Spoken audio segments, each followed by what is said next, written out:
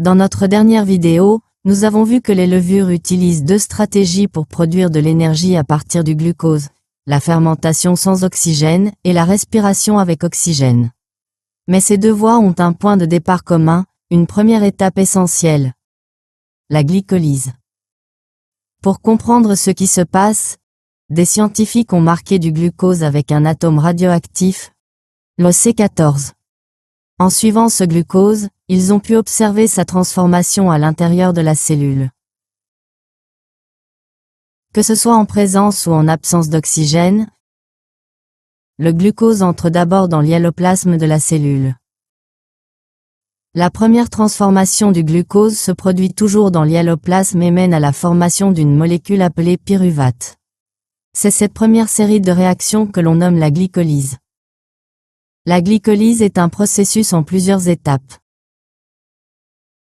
Elle débute avec une molécule de glucose à 6 carbones. Premièrement, pour amorcer la pompe, la cellule consomme 2 molécules d'ATP pour ajouter des groupes phosphate au glucose, le transformant en fructose diphosphate. Cette molécule est ensuite coupée en deux, formant 2 molécules à 3 carbones appelées glycéraldéhyde phosphate.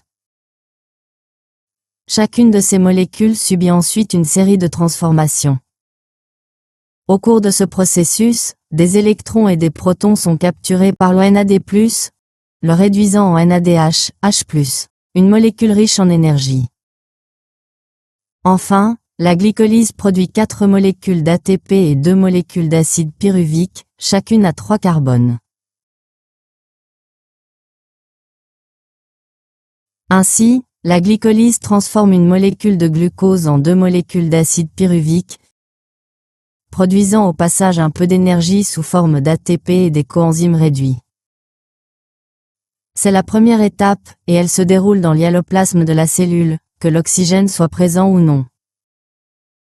L'acide pyruvique est la clé de la bifurcation métabolique. Son destin dépendra de la présence ou non d'oxygène.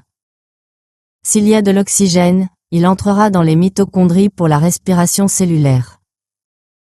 Sans oxygène, il restera dans l'hyaloplasme pour la fermentation.